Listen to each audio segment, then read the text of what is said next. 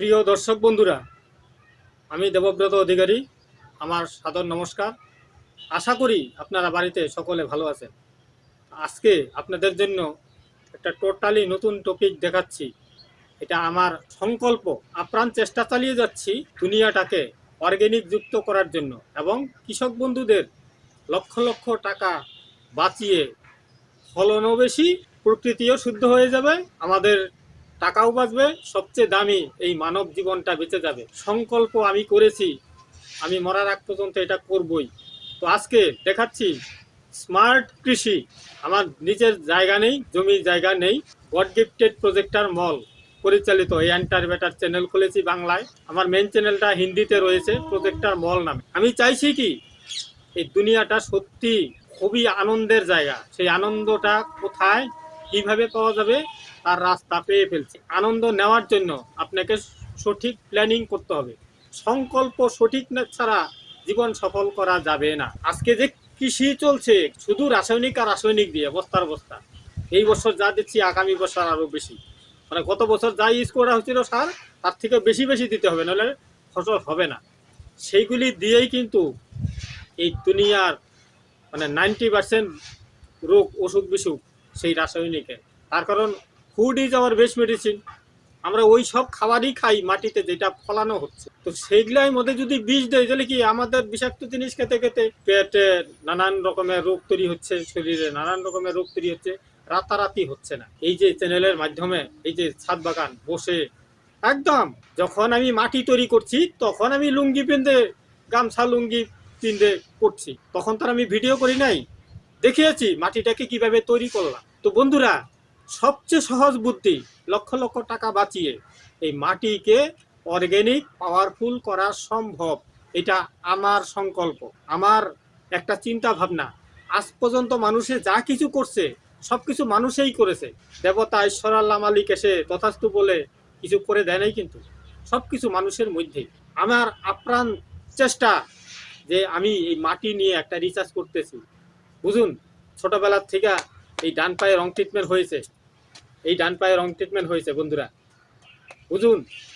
আর class 4-এ পড়তে, যখন আমি ক্লাস 4-এ পড়ি, এই বা হাতে রং ট্রিটমেন্ট হয়েছিল। আমি এর জন্য দায়ী নই, আমার ফ্যামিলির শিক্ষাগত কারণে আমার এই নাজেহাল। কিন্তু আরেকটা জিনিস আমি পজিটিভ মানি, যদি হয়তো এরকম না হতো আমি হয়তো জীবনে সজাগই হতাম না। আজকে সজাগ হয়ে গেছি বন্ধুরা। তাই আপনাদেরকে আমার রিকোয়েস্ট, আপনারাও সজাগ হয়ে যান। এই পৃথিবীতে আসছি মাত্র একটা সুযোগ, আমরা চাইলে বিরাট কিছু করতে পারি। এবং এই প্রকৃতিকে যদি আমরা শুধরাইতে পারি, তাহলে কিন্তু আমাদের জীবনটা সত্যি আনন্দের দিন হবে। প্রকৃতির উপরেই আমরা টিকে আছি, তো প্রকৃতির বিরুদ্ধে কাজ করা যাবে না। তো দয়া করে রাসায়নিক কেনা বন্ধ করুন, অর্গানিক সার কেনাও বন্ধ করুন, ফ্রিতে বানিয়ে নিন। আপনাদের চোখের সামনে বানানো দেখিয়েছি আজকে। এই দেখুন, কোনো আলু শোধন করা হয় নাই, শোধন ছাড়া জাস্ট এগুলি অর্গানিক আলুই আমি এক কৃষকের থেকে এনেছি, গোবর সারের আলু। এই মাটিটা আমি তৈরি করছি বিনা গোবরে। আপনাদের দেখিয়েছি কিভাবে করেছি, প্লিজ দয়া করে দেখে নেবেন। টোটাল আমার চ্যানেলে ভিডিও দেওয়া রয়েছে। মাটিকে সত্যি বিনা পয়সায় অর্গানিক যুক্ত করা যায় এবং গাছের রেজাল্ট দেখাবো, শুধু ডায়লগ না, গাছের রেজাল্ট দেখাবো। গত বছর মাত্র 1টা কার্টুন টেস্ট করছি। এই বছর এই সমস্ত লাইন যেটা দেখতে পাচ্ছেন, এই পুরা লাইনটাই আমি এই আলু লাগাবো। এই বছর প্ল্যানিং করে অন্যান্য আর কিছু করি নাই, যে আলুর মধ্যে মানুষে সবচেয়ে বেশি রাসায়নিক ইউজ করে এই আলুর এই সিজনে। এই সিজনটা কিন্তু একটু নামিলা সিজন হয়ে যাবে, মানে একটু লেট হয়ে গেছে, আমাকে ডিসিশন নিতে একটু দেরি হয়ে গেছে, আর মাটিটা তৈরি করতেও আমার একটু দেরি হয়ে গেছে। যাকে এই নামিলাও আলু হবে, আপনাদের লাইভ প্রমাণ দেখাবো। অলরেডি আমি 5 কার্টুন বোনা শেষ, গাছ বড় বড় হয়েছে, এটুকু এটুকু পাতা দেখলেই বোঝা যায় আর গ্রোথটা কি হবে। একটা কথা আছে না, যেই মূলা বড় হয় 2 পাতাই বোঝা যায়। সেই আলু গাছে যে কুশিটা বেরোইছে সেগুলো দেখেই খুশি না, রেজাল্ট গতবারের মতোই হবে, পয়সা ছাড়া, মাগনা পয়সায়, নো স্প্রে নো রাসায়নিক। আজকে কৃষকরা ক্ষেতের মধ্যে ভমভমাইয়া খালি স্প্রে করে চলছে, সপ্তাহে 2টা 3টা। হ্যাঁ, আলু গাছে বলে ঠান্ডা লাগে, ঠান্ডা ছাড়া, মেডিসিন ছাড়া, শোধন ছাড়া করে দেখাবো। সবচেয়ে পাওয়ারফুল হলো মাটি, এই মাটিকে চিনতে হবে। মাটি হলো খাঁটি, এই মাটির চিনলে আপনার লক্ষ লক্ষ টাকা হবে, আপনি ধনী হবেন। আর তারপরেও যদি আপনার ইনকামের রাস্তা লাগে বন্ধু, প্লিজ আমাকে কল করতে দ্বিধা করবেন না। আমার কাছে মল 91-এর যে একটা বিরাট বড় কনসেপ্ট আছে, no networking, no money marketing, no product selling. দুয়ারে দুয়ারে গিয়ে প্রোডাক্ট বেচতে হবে না, কেউকে তেলাতে হবে না, এমন দুর্দান্ত বিজনেস কনসেপ্ট আমার কাছে আছে বন্ধু। প্রাউড ফিল করি, বাহাদুরি নেই, আত্মহংকার নেই। আমি চাইছি এই প্রত্যেকটা মানুষকে ধনী বানাতে হবে, সুখী বানাতে হবে। অসুখ বিসুখ হতে দেওয়া যাবে না। আমাদের বডি নিজের ডাক্তার নিজেই। আমি প্রচুর ভিডিওতে এইসব বলেছি আপনাদেরকে। আজকে এই আলু লাগানোর একদম লাইভ লাগানো দেখাচ্ছি। দেখুন, একদম প্যান্ট শার্ট পরে ভিআইপি, মানে ভিআইপি কৃষক, স্মার্ট কৃষক যাকে বলে। মাটি তৈরি করার টাইমে আমি কৃষক হয়ে মাটি করছিলাম, এখন শুধু হাত দিয়ে জাস্ট 2.5-3 ইঞ্চি ভিতরে আলুগুলা পুঁতে দেবো আর সমান করে দেবো, হাতে মাটি ভরবে না। লাইভ একটু দেখুন, একটা কার্টুন আমি লাগানো দেখাচ্ছি আপনাদেরকে, তারপরে দেখাবো যে কুশিগুলা কত সুন্দর হয়েছে। বন্ধু, এখনো সময় আছে, জেগে যান। যদি আপনার জন্য আপনি দিনে 1-2 ঘন্টা সময় না দেন, তাহলে ওই জীবনের কোনো রকমের কোনো ভ্যালু নেই। বুঝুন, সবার জন্য এত পরিশ্রম করছেন, ছেলে মেয়ে বউ বাচ্চা, হ্যাঁ, আপনার বাবা মা সবার জন্যই পরিশ্রম করেন। টাকা টাকা টাকা।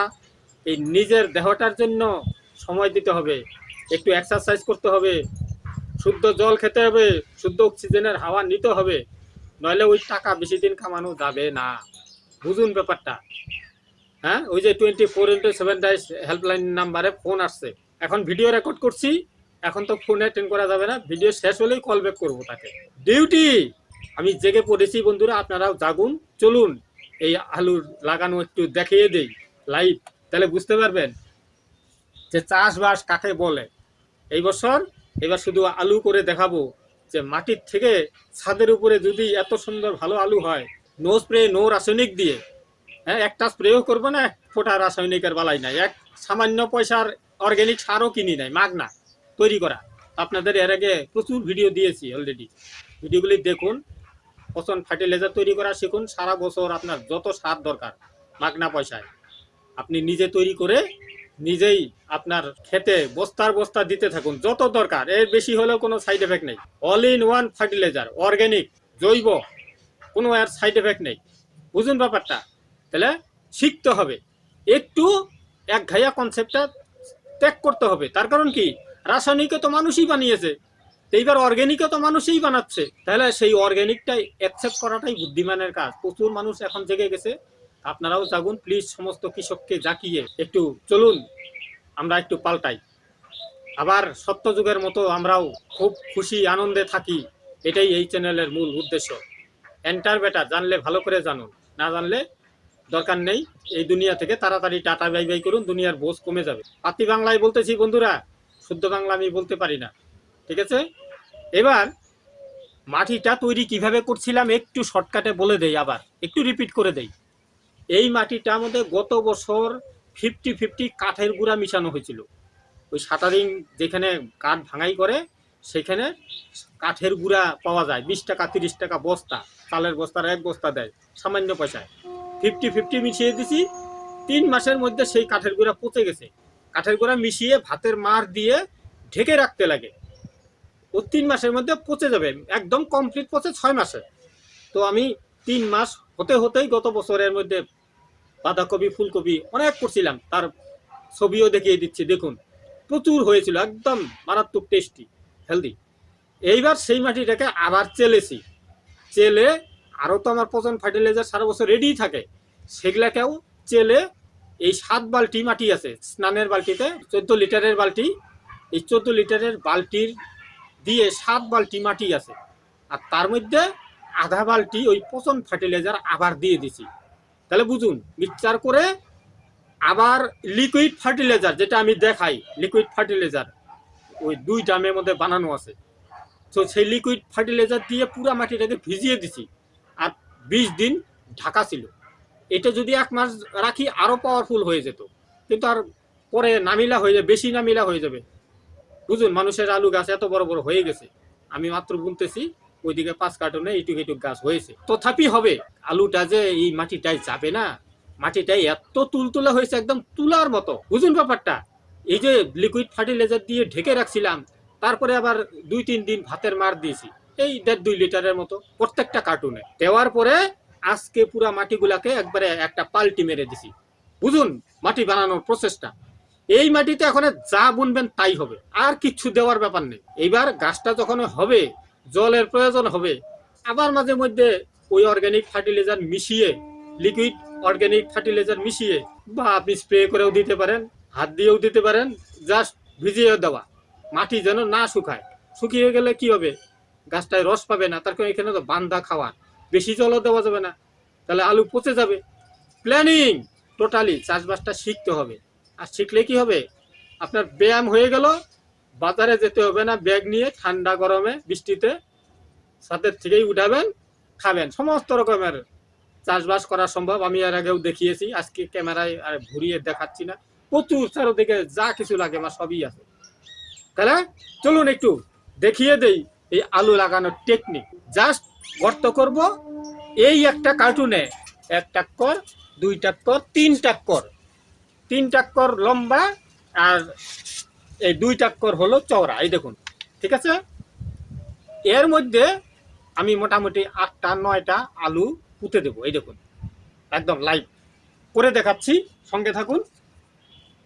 এই একটা একদম মোটামুটি 2.5 ইঞ্চি তলে গর্ত করে পুঁতে দেওয়া, 1টা, 2টা, 3টা, 4টা দিয়ে দিই, 4টা, এইদিকে 4টা, 8টা, আর মিডিলে এক একটা কার্টুনে আমি 8টা-9টা করে এই আলু পুঁতে দেবো। দেখুন আমি গর্ত করে নিলাম, এই যে এতটুকু গর্ত করে নিছি, এখানে জাস্ট আলুটা দিয়ে বসিয়ে দিব, জাস্ট ঢেকে দেওয়া। মাটি তো একদম নুসনুসাই, দেখুন মাটি একদম নুসনুসা, ভিজাও আছে। এইবার এটা গাড়ার পরে আমি কুশি যেই পর্যন্ত উপরে না বেরোয় সেই পর্যন্ত ঢেকেই রাখবো। এটা নইলে কি হবে, রোদ্রে মাটি শুকিয়ে গেলে নিউট্রিশন সূর্যের তাপে খেয়ে ফেলবে, তাহলে নিউট্রিশনটা আস্তে আস্তে নিচে যাবে। ঢাকা রাখলে মাটিটাও পাল্টি মারছি না, মাটির যত্নটা জানতে হবে, মাটি যেন ভুলেও না শুকায়, বুঝুন ব্যাপারটা। আর একদম এর যা গ্রোথ হবে, এই শিকড় যা একবারে মানে নিচে ভিতরে ভিতরে এরকম ছাবে, আর আলু হবে, বড় বড় আলু হবে, দেখাবো উঠানোর টাইমেও দেখাবো, মাঝখানেও যখন আলু গাছ বড় হবে দেখাবো চেহারা। তাহলে ভিতরে দিয়ে দিলাম, এই যে জাস্ট কুশিগুলা উপরের দিকে থাকবে, একটা, এই গেল 2টা, এই গেল 3টা, দেখুন এই গেল 4টা, এই গেল 5টা, 6টা, এই হলো 7টা। একটু ঘন বনলেও ব্যাপার নেই, তারপর মাটি একদম তুলতুলা।